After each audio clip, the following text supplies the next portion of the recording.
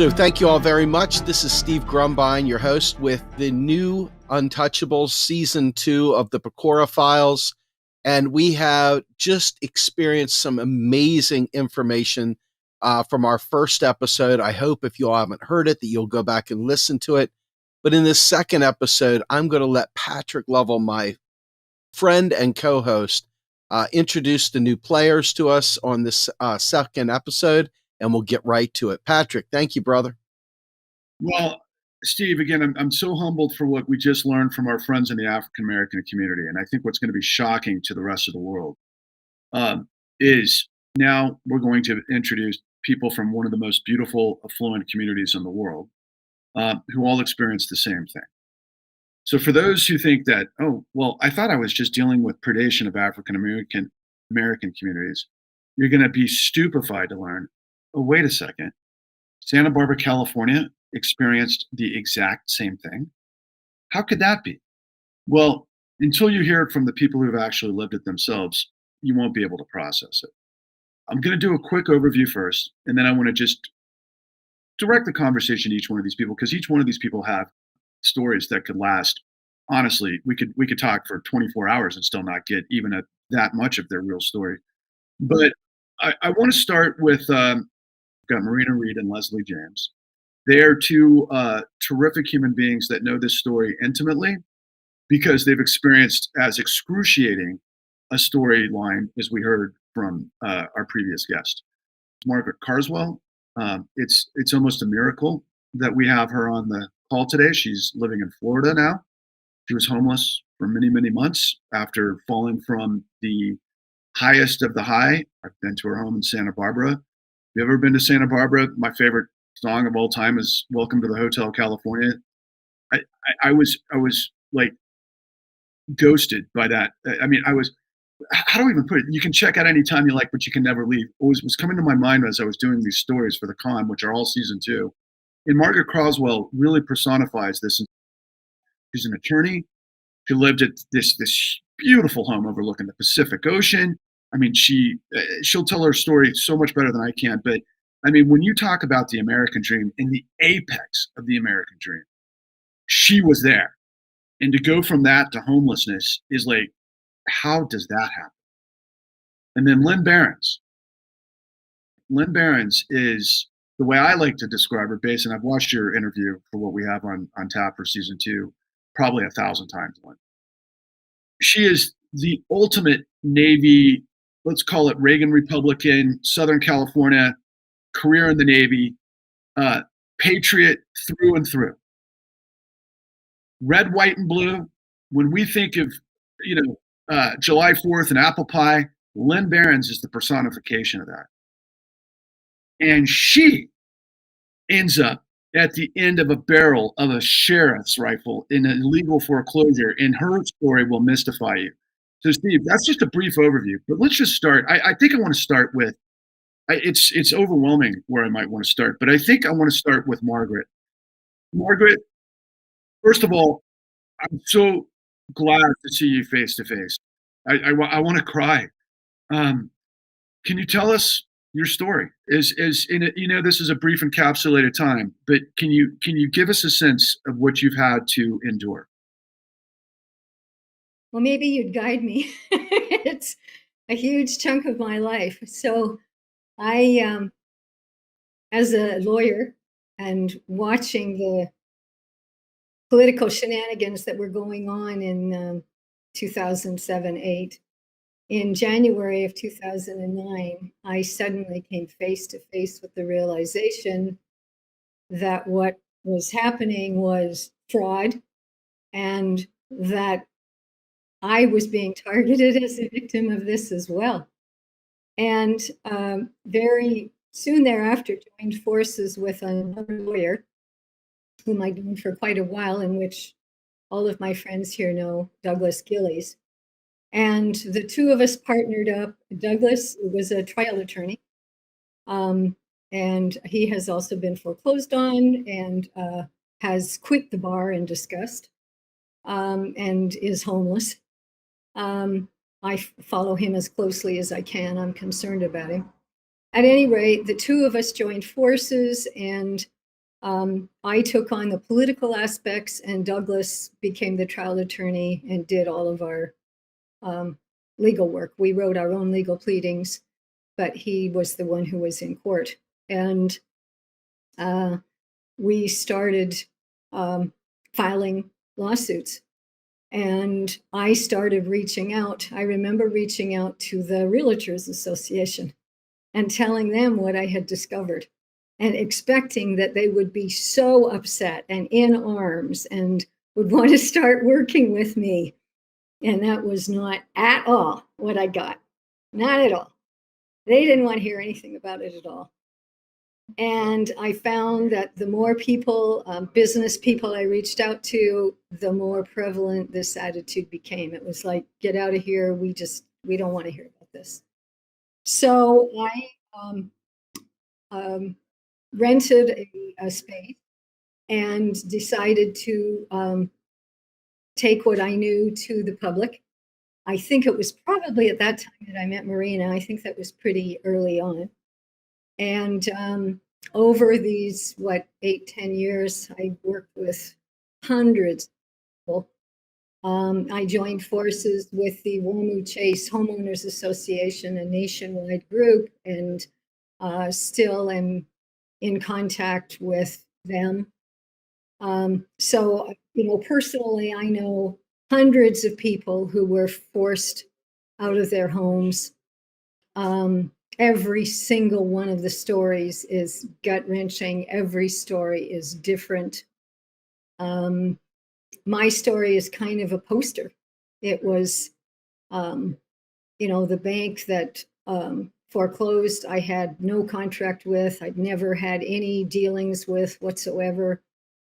I mean, the fraud part of it is so clear. I don't think I even need to go into that. And I think you're more interested in my personal story.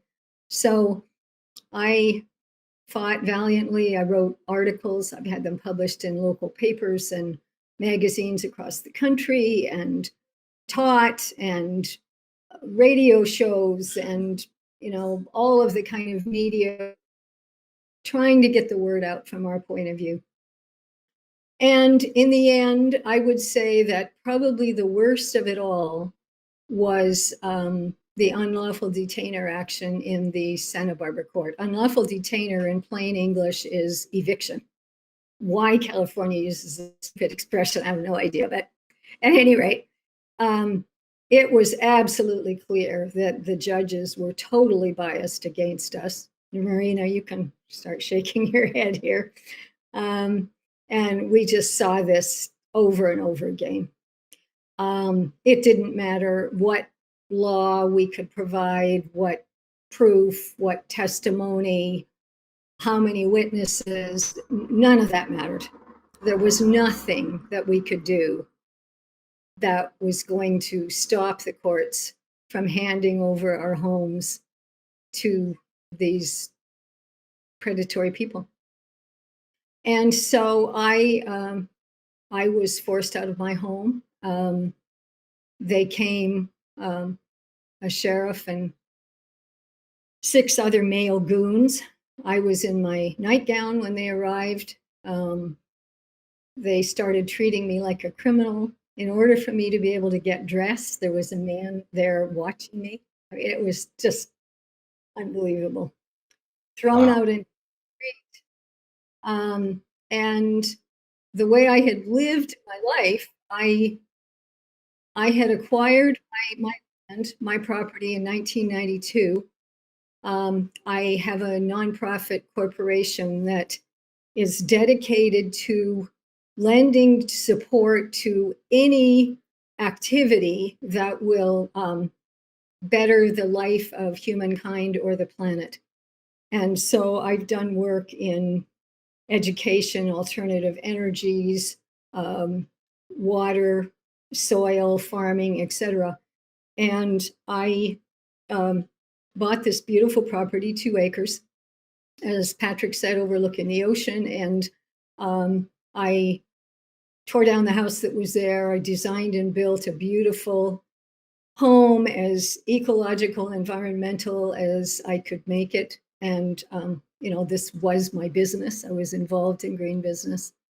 green construction. Cleared the land. I planted the land. We had an orchard of 60 fruit trees. We had recaptured water and recycled water and gray water and alternative energies, and everything that you can imagine was incorporated into this property and land. And I invited people and taught what I knew using my home and land as an example.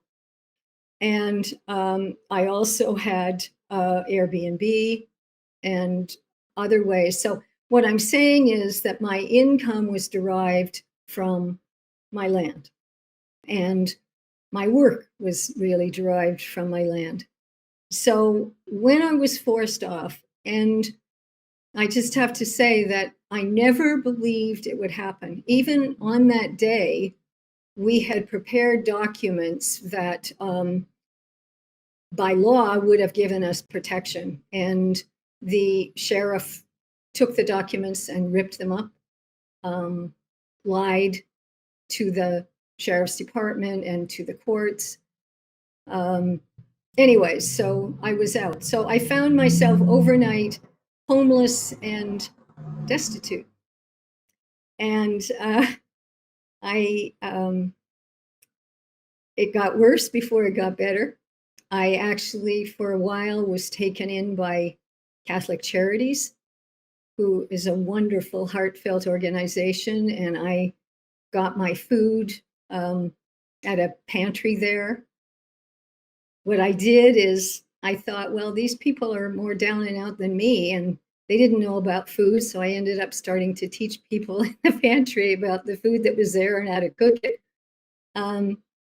Anyways, I'm slowly starting my way back up in life. I'd like to get back to my comfort level.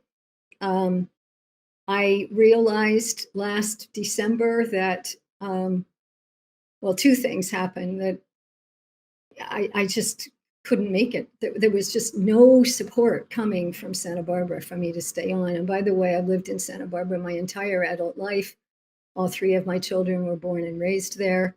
I co-founded the Santa Barbara Waldorf School, was very, very active in the community all that time. And in the end, there was just no support that could enable me to stay. So I had this voice that came into my head that said, would you consider moving to Florida? And it was like, what? Anyways, the events that have happened in the 5 months since then have been absolutely and totally positive. And so I've just followed guidance and I'm in Florida. So I say I made my exodus from Santa Barbara and I've come to the promised land. But I've never given up on my property. One of the very last things I did before I left was to go to my land and just be there with it. And I still think of it every single day. It will be 4 years in June.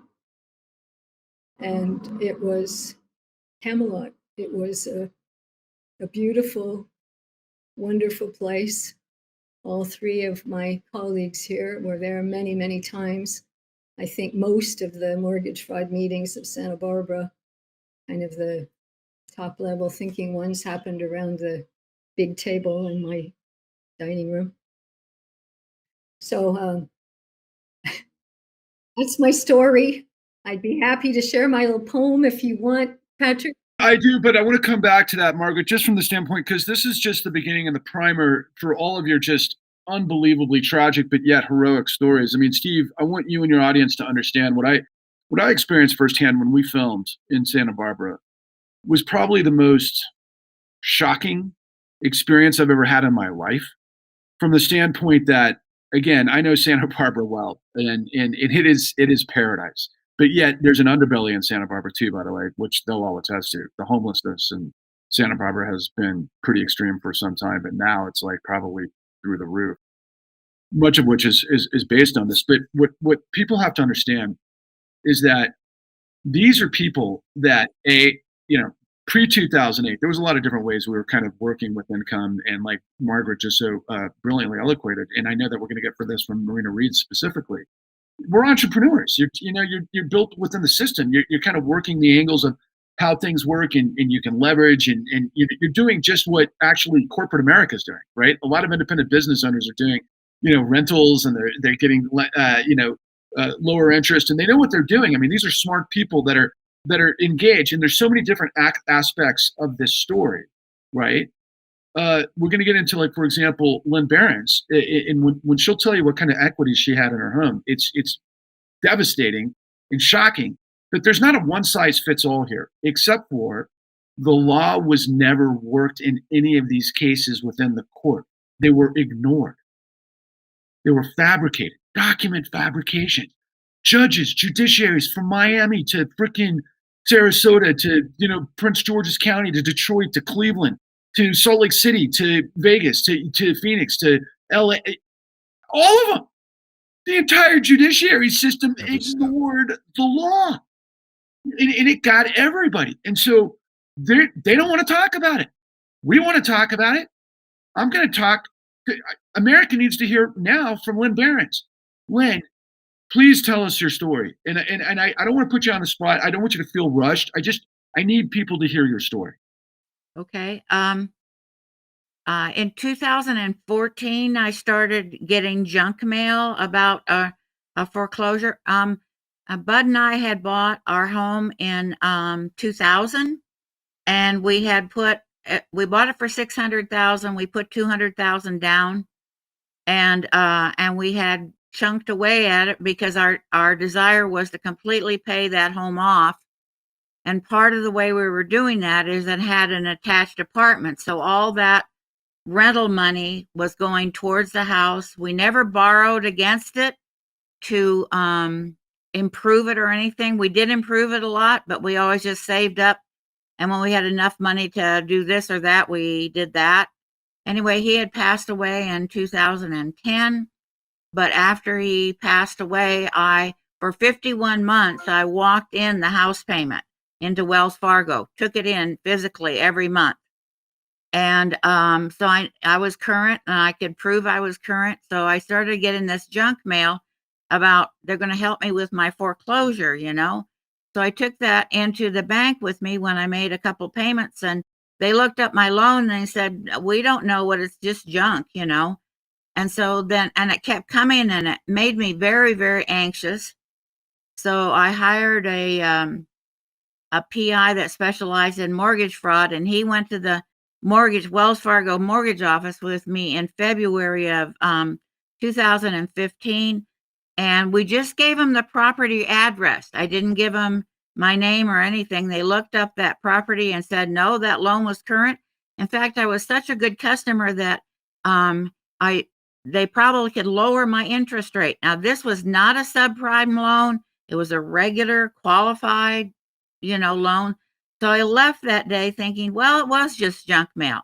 So I made my March payment, and that was fine. So I went in to make my April payment, and they said that that loan no longer existed. They had foreclosed on my home in March. So, whoa! But I didn't even find out what had happened until partway, into April. I had to, because it doesn't. I went down to the county and it didn't show anything, but I understand now that it takes a while for that to happen. So I kept going to the mortgage office. They said they didn't know anything about it.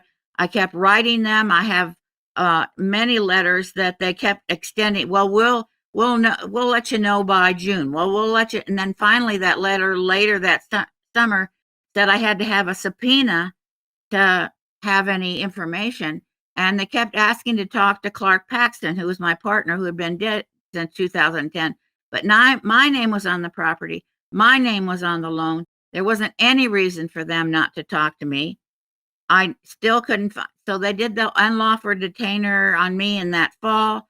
I hired an attorney in San Diego, Ken Calgary. He filed a suit in November against Wells Fargo and against Cal Western, which was the company that was supposed to do the foreclosure. and did ask for discovery. Well, we didn't find out till January that the amount due that they were after was $12,000. Well, I could have cut a check. Number one, I would have wanted to know what it was for. But secondly, I could have cut a check for $12,000 to cure that had they been willing to talk to me, but they refused to talk to me.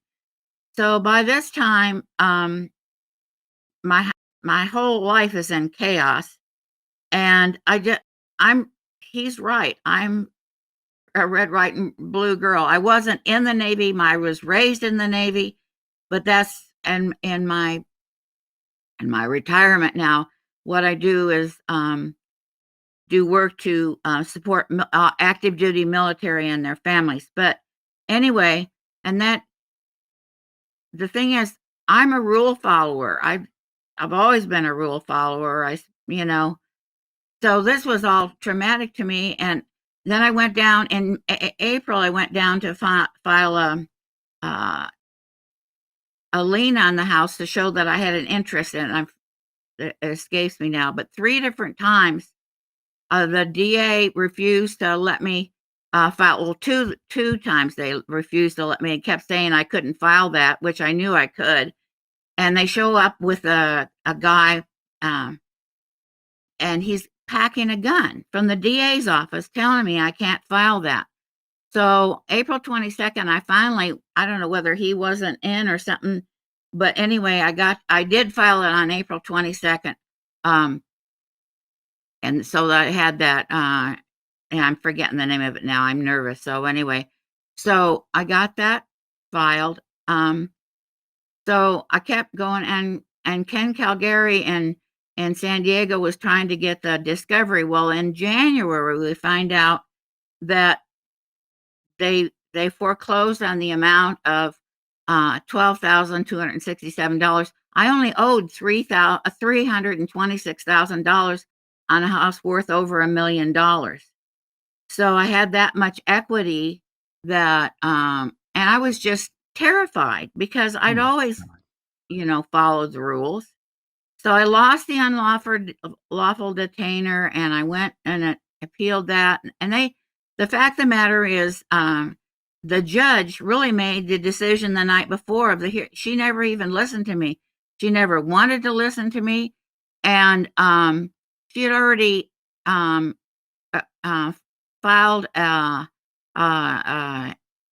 well, her decision was to agree with Wells Fargo, even though I could prove I was current, even though all this, I had all the proof. I had canceled checks. I had a statement from them that showed I was current.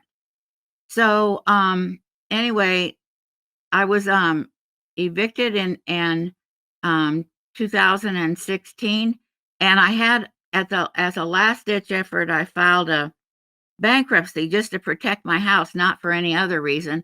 And I had a bankruptcy stay on the door, and Remax and 2 off-duty sheriffs, and I didn't know they were off-duty at the time, came and pounded on the door one morning and evicted me. They said I had 5 minutes to get out. This Hines guy was screaming at me, barely let me, get together.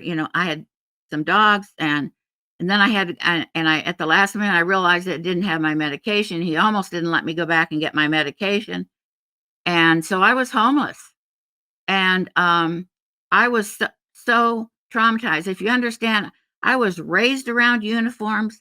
I've respected uniforms, and to have people in uniforms throw me out of my home was like the trauma. I still have bad dreams about it.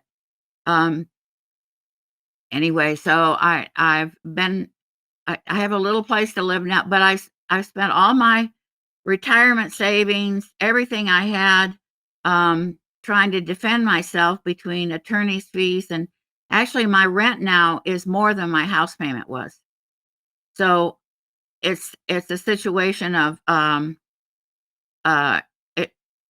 it's a nightmare. I'm 74 years old now. I've spent the last 7 years battling this thing, and I've chosen not to give up, but the trauma is it's very hard to describe the trauma.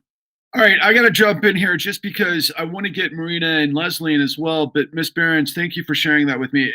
Every time I hear that, I feel like I have a physical revulsion. I mean, it's so horrific to me to think that this country and everything that we believe that we have values and principles and honor and integrity in a system that we depend on would literally, for a woman who had very little payments left on equity that she wasn't behind, would end up at the end of a sheriff's gun and forced out of her home.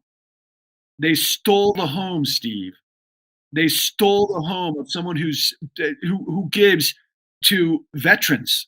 Okay, there is nobody safe. Okay, nobody safe from this. Once you get ensnared in it, they will destroy you, and they have destroyed everybody in the wake. You're just seeing a handful of people. We know there's millions, but this is the first time the voices are going to be heard by audiences around the world and get this thing, in a way that people can hopefully get to their freaking thick heads that live in a system that's corrupt. I want to say something. One of the things that jumped out at me most about her story is the contradictions, if you will, in terms of the average person's belief in who gets foreclosed on and who doesn't get foreclosed on. Most people don't have the resources that Lynn had in the beginning. Most people don't have any of that. And so when they hear stories like this, a lot of times they can check themselves out and say, oh, that's not me. Okay. But here we go. We see end to end. We've seen poor people. We've seen rich people. We've seen people in African American communities, and we've seen people in affluent white communities and so forth. We've seen Democrats. We've seen Republicans. We've seen people of independent character, all of which have been impacted by this. Literally, no one is safe and no one is talking about this. I think this is very vital. Okay, and on that note, let's first. I wanted to ask you, Marina, first, because Leslie has a particularly curious and incredibly important way to tie this up. But Marina, your story is epic and huge, and we could talk to you for literally days. Obviously, we have a limited amount of time, and we have. But I'm so grateful you're on the call. But you know what people need to hear. Please tell us what is the world not listening to, and what was your story in the context of that? What people aren't realizing is they won't stop until we stop them. Period. It's a machine that has no heart, no soul, and cannot be satiated. Bottom line. And it doesn't care what kind of collateral damage it causes. Period. And that those who have had the power to stop it, to put integrity back in, are part of the machinery. And yeah, that's that big piece. Okay, so I'll tee you up from this standpoint. You were a woman who was an entrepreneur. You had several properties. You understood cash flows. You were doing just like any business person would do. In fact, I've got friends that are developers right now getting 0% interest, doing the exact same thing many people did back in the 2002 through 2006 era. Give us kind of a sense of your business model, but then ultimately where it led, and then ultimately what you were up against, and then what were the consequences of that? I was a single mother of a daughter, and my dream was to obtain a real estate portfolio. I got trained in that. I became I was studying to become a private lender. In the course of all of this foreclosure, which dragged on for about 5 years inside of all that, I became a mortgage broker with an underlying real estate license because I wanted to stay close to the industry to find out what was going on. I purchased a home with the intention of renting out to tenants, so that would help pay the mortgages. That was that perspective. I went from $0 to $3.5 million worth of property. I had 2 properties in Santa Barbara and some commercial property in Bakersfield, with the intention of right at the edge of switching those over into what's called a 1030. It's very interesting how things have gone, to the wayside. 1031 exchange to move into commercial property for having apartments and things of that sort.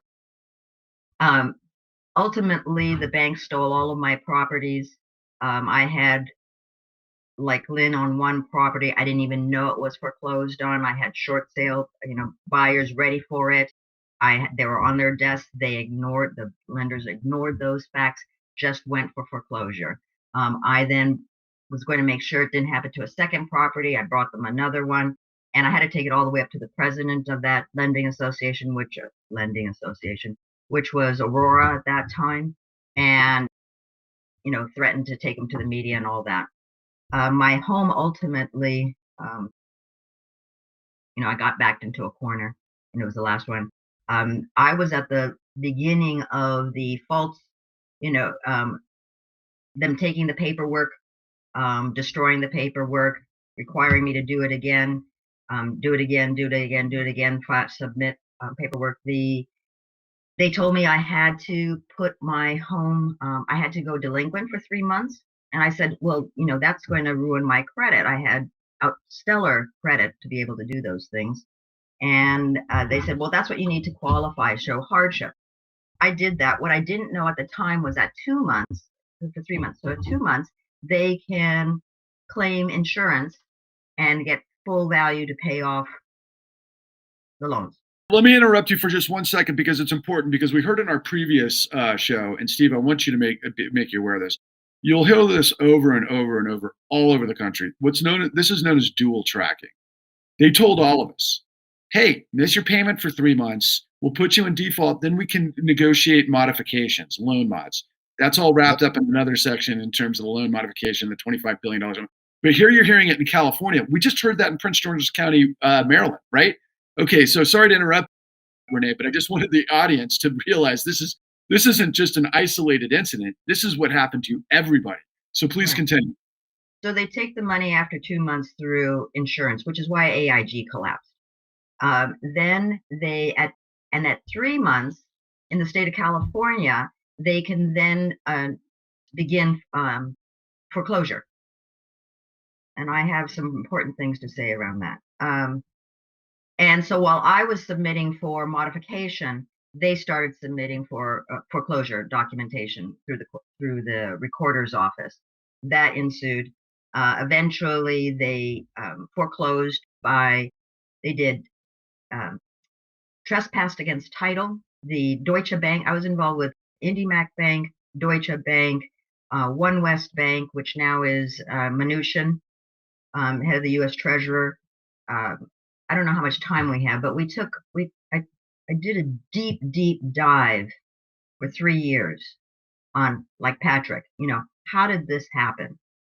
And the fraud I found from the securities, I had no law background, and I dove into real estate law, contract law, securities laws, trust laws, a bunch of other things, document fraud. While I was fighting this, while I was being a single parent, while I was meeting Margaret, and while we were doing presentations to the public, we were a force to be reckoned with as far as anti-bank fraud activists. I submitted 200-page reports to the County Board of Supervisors, the District Attorney's Office, the Sheriff's Department, the Grand Jury, to Kamala Harris's strike force team, showing the devastation to Santa Barbara for billions of dollars that they were stealing, for the monthly extortion that they were having through monthly mortgage fraud. Because what I found, that when I did the research in the recorder's office, I found that many of the institutions that had crashed and burned, they were still originating loans under their name. So these loans, this paperwork was absolutely illegitimate, and people were paying faithfully, like Lynn was talking about, following the rules, making their monthly payments to entities that did not exist. Talk about a black hole slide of a revenue stream. And then if you didn't make your payments of extortion, let's call it real straight, if you didn't make your monthly extortion payments, they would come after you to foreclose on you, to take your asset after they have been paid by the insurance companies in full. And the homeowners not knowing any of this that's going on in the background. They were doing this across the country, and Santa Barbara was a gold mine for them. And law enforcement refused to look at this. They went even on, Margaret for over a year was always with petitions and signs, many of us in front of the courthouse at the auctions to try to raise awareness. And we tried to educate everybody, and they closed their doors on us. The district attorney's office, the district attorney even went to our board of supervisors for our district the day before we were going to meet as her constituents, and said the message was, don't meet with them. So we met with their underling, and we refused to meet with the underling. No, we have an appointment with our local government representative. They did not want to meet with us because we needed their go ahead, their green light to get onto the meetings for the county board of supervisors. So they did not want to hear any of that. Now, back to that's just on the activist side. That's just on that.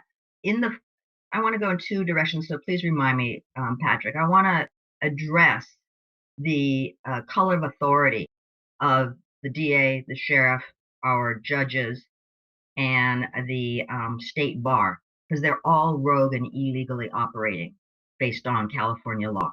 I did a lot of constitutional law research as well. But back on my situation, I have been in 8 lawsuits. I've had to represent myself because I did not have the resources to go on, because they take us down to 0 and then we have to defend ourselves. So that I also, though, interviewed 35 attorneys in the very beginning to see who might take my case on. And what I found was they didn't know what was going on. People, this scheme, this fraud scheme by the financial institutions was a new kid on the block in a way. Everybody didn't believe that such a thing was going on. They didn't believe what we were all pounding the pavement saying. They didn't hear that it was person after person after person, because the narrative that they created, these institutions created, were that we were deadbeats, and that they were being injured, and that they had actually done loans, which they hadn't. All it was just digital numbers, and that's another whole thing. They never put any skin in the game. They don't sign the documents, so there's not a legitimate contract. On and on and on in that arena. And then multi-pledge assets. We could get into the details of, and we're going to lay a lot of this out in season 2, guys. And I do want to redirect you slightly, but Steve, let me just touch upon something that she said extremely important. Okay, as we've demonstrated in season 1, and this is the reason we built it that way. It was all built on this fraud recipe, this control fraud that created perverse incentives to where the least knowledgeable brokers, quite frankly, were hired to basically churn as much volume as they could. And these institutions like Wells Fargo and Goldman Sachs and so on and so forth, they had built-in predicated sales engineered schemes to get people approved regardless. Like, for example, and we covered this in the last call, you could be worth $600,000. If you were African-American, they'd still put you in subprime loans because of the yield spread premium. We could get into all of the different tricks of the trade, and we will, because we're going to lay that out. But what you just said was so extremely important, because every single step of the way was a conspiracy that should have been handled under RICO. Okay. And let me reveal to all of you guys what I know. Okay. Because I've gone back through our 300 plus hours of footage that we shot that includes you guys. And I've got guys from Policy Institute in Washington, D.C. that told me that during 2002, Linda Thompson of the Office of the Comptroller of the Currency laid out to the attorneys general around the United States, including, of course, Kamala Harris at that time, that, look, you're not going to be able to use your predation laws, in the cases of these wrongful foreclosures, because they were going to stop paying the bonds. Wall Street was going to stop paying the bonds of every county around the country if they couldn't do their grand design. And then, of course, policy-wise at that time, they did, interstate banking deregulation. They created a massive pipeline of warehouse lines from the $72 trillion demand into the safest thing that they could possibly find. But what they ended up doing was they needed volume to feed the beast based on what we call short-term, perverse incentives that were leading to executive compensation. So you have these CEOs at the top of Wall Street, and I know, Leslie, we're going to get into this, like Jamie Dimon and so on and so forth. They've got these huge short-term quarterly bases based on this fictional process that's all built on literally racketeering from the ground up, right? And then on the backside of this whole thing, once they decided to short it, and then they created the runs, what created the $29 trillion backstop by the Federal Reserve, then they had to get rid of it in the courts, which brings me back full circle to you, Marina, because you understood what was going on. You challenged them. You realized it was racketeering. What happened? Well, as I said, 8 lawsuits. I've taken it up to the state Supreme Court, up to the federal Supreme Court twice, and they just shut us. They should have shut us down. I've done RICO action. I still have another RICO action to file. But they came after you, Marina. Didn't they come after you? Yes, when they did the foreclosure, when they did the eviction, a SWAT team was sent out. I was in court that day trying to, for the 5th, 8th time, get a stay on the property, showing the fraud, showing the evidence of that. Meanwhile, they sent out 5 undercover cars. They came in tactical gear with semi-automatic rifles to evict on my household. My daughter was there. She's, as a teenager, she's still traumatized every time she recalls that incident. We were very peaceful. We had everything out sitting there, but the banks had told them that we were sovereign citizens. And so that's how they came out to extract us from our properties at gunpoint. There's a lot baked into that, and I don't want to take any shortcuts, but what's important here, and I'm going to lead into Leslie here for a second, because as you can see, America, you've got 3 very sharp, intelligent, professional women that ended up at under siege by sheriffs at gunpoint, or the way Margaret discussed it, 5 goons that showed up with guns. Tell me, guys. Okay, Steve, do they look like they could warrant that sort of threat response? Unless what? Possibly. Maybe they were too close to the truth. What would warrant having a SWAT team in a case of a woman? Or, I'm sorry, I hope it's on grand display. But on that note, Leslie, obviously your name could be misconstrued by someone as potentially you're a woman. What happened to you, Leslie? Well, my story was very, very similar, and my background quite similar to Lynn's story. And hearing what Marina's just said, and Margaret also, reminds me of what happened to me. Because quite honestly, you try to forget about this stuff, not live with it all the time. But I also, I'm an immigrant. I came from Ireland. I arrived in this great country by walking across the Buffalo Bridge.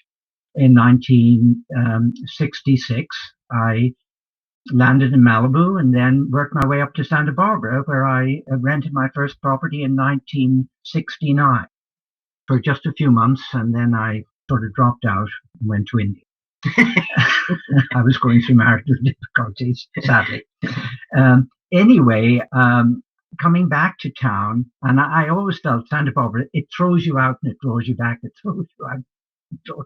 I got sort of used to it. So I came back again to Santa Barbara and had finally, I was a qualified stockbroker. I'm also a U.S. Coast Guard licensed captain.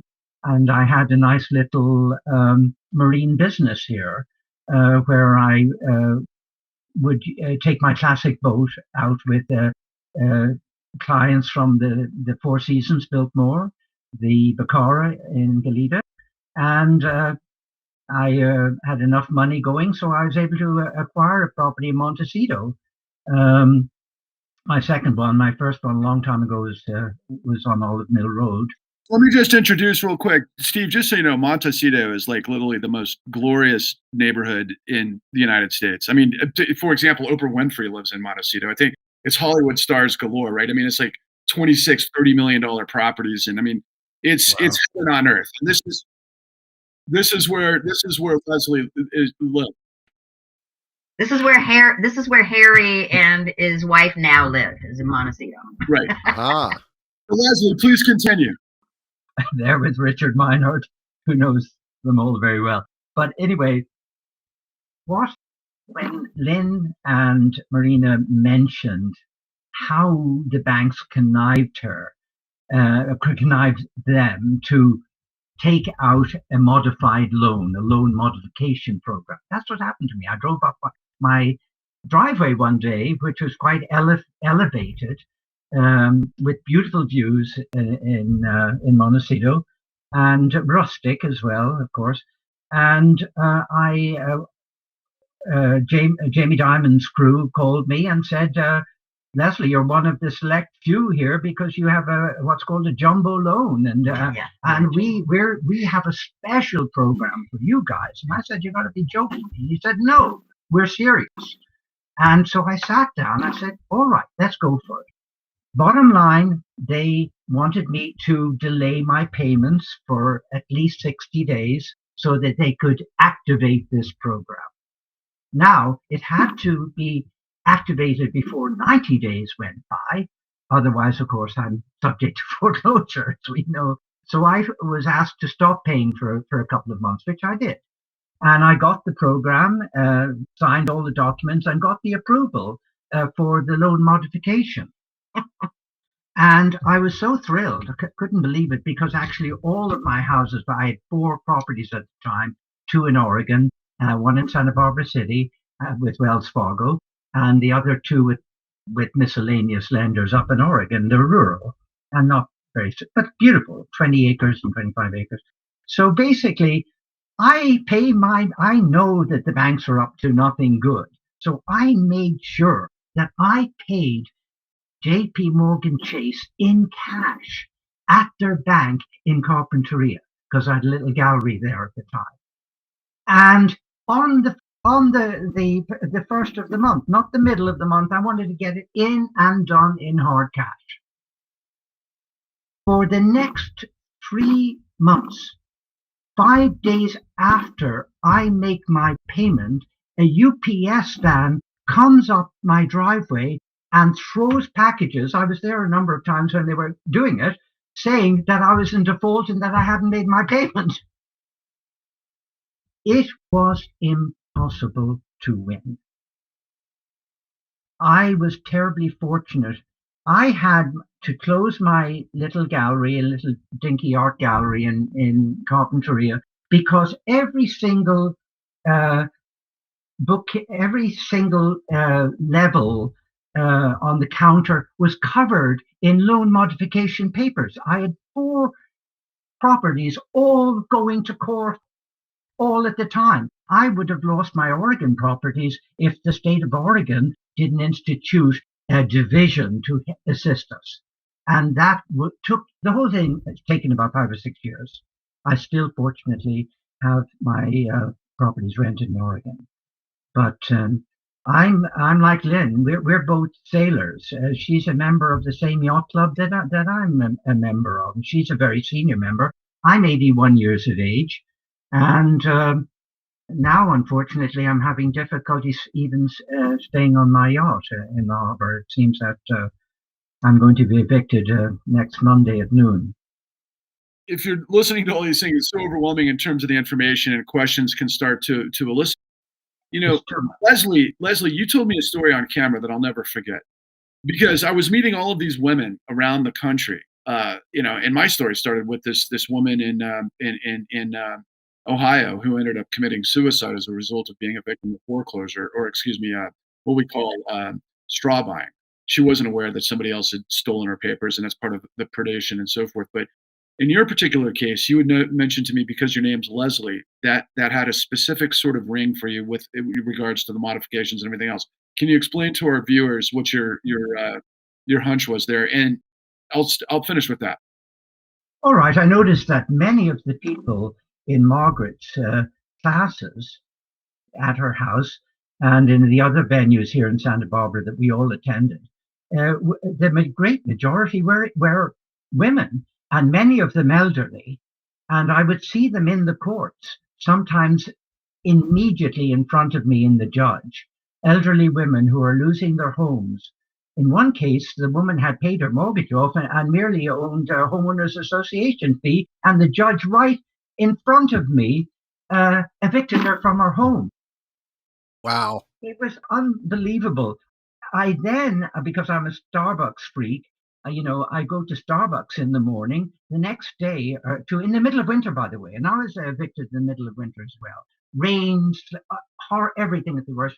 They're in Starbucks, covered in a plastic sheet, shivering, having slept on the ice plants on the beach here in Santa Barbara. And every morning there were four ambulances on Cabrillo Boulevard every morning, because I'm a very early riser. It's a horrible thing, a nightmare, and it's continuing to this day.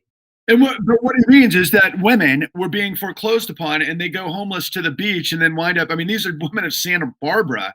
This is like, I'm telling you guys, it's the jewel of the crown jewel of the United States in real estate. And like Marina said, it was a target, and the system itself was making a gold mine on these things. But I mean, we could go over, but I think really the genesis of these stories, we're gonna put up in these podcasts information on who you are, where they can get more information from you guys. We want to tell more about your detailed stories.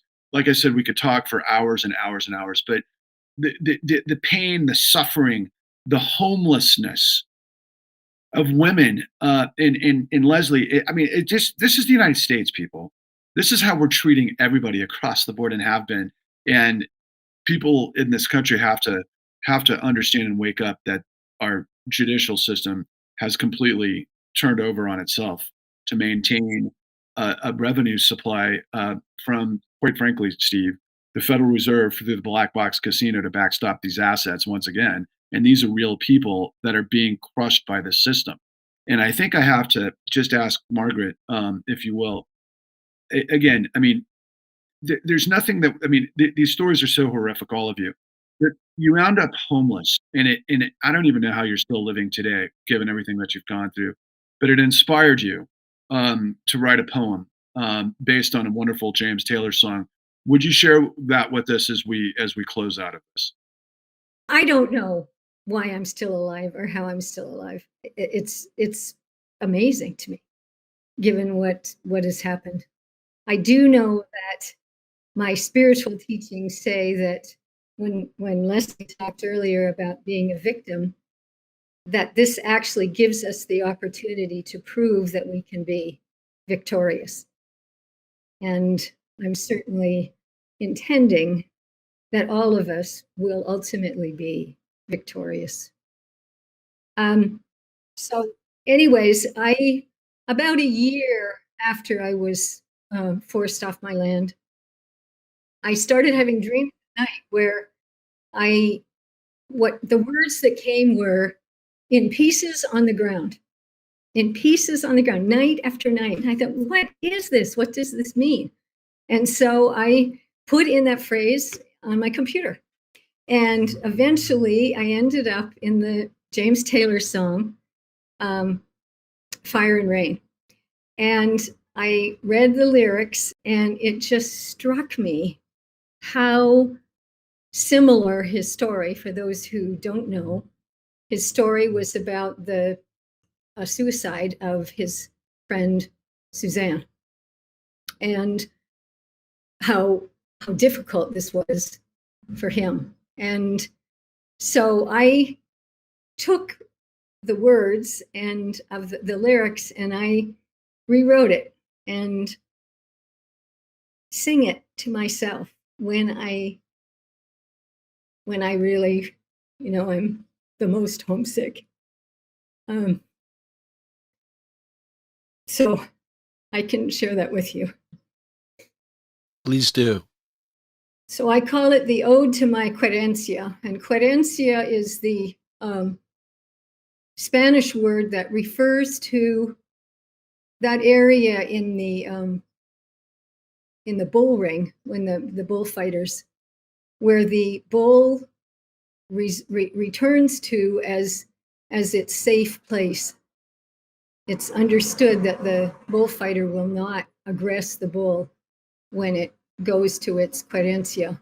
And the term is coming to be used as one's sacred, safe place, one secure place. And my home of 28 years was absolutely that.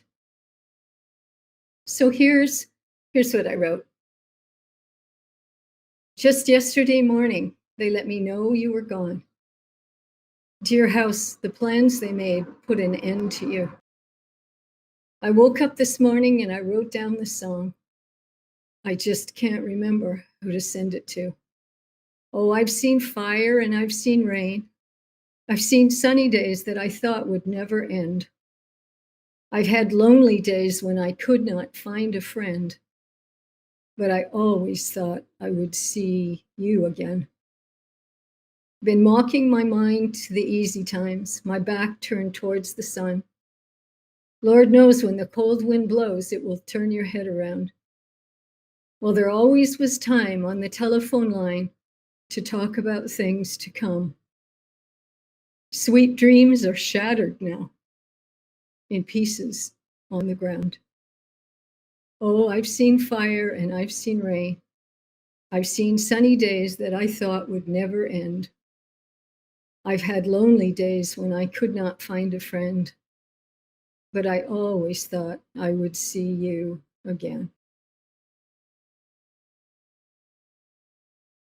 Beautiful. Absolutely wonderful.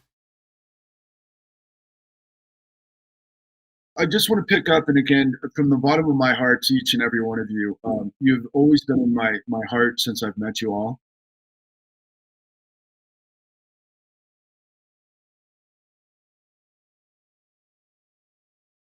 We're trying really hard. We're trying.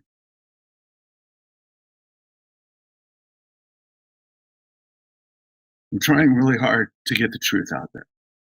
We need to create a unified force of Americans across this great country to refuse to allow corruption to destroy us any longer.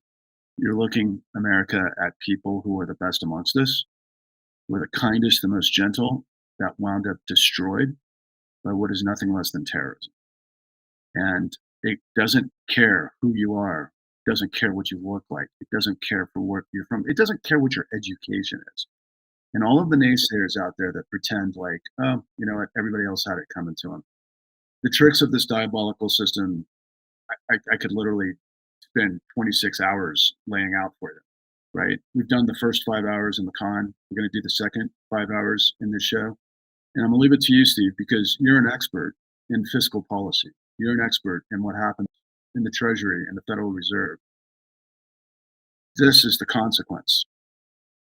Yeah, and I think one of the things that jumped out at me is that every step along the way, we talk about this, and it's going to be a recurring theme. But every step along the way, you've got a small veneer of people that really, really, really understand what the heck is going on, know inherently what is going on. The bad guys that know what's going on, and then a few voices screaming in the dark, hey, that know what's going on. And that would be people like who we have on the show right now. But the other thing is that the people writing the laws, many of them are cowards. Many of them are ignorant, unbelievably ignorant, and they're protected by paternalistic voters who worship and revere their politicians. They are protected by the party system itself. And people literally, we're not getting any laws written. Glass-Steagall, when it was repealed, and all the other laws that they've put in place to block the ability to get information from these companies and to be able to put that information into court record, statute of limitations, you name it. They have purposely done everything they can.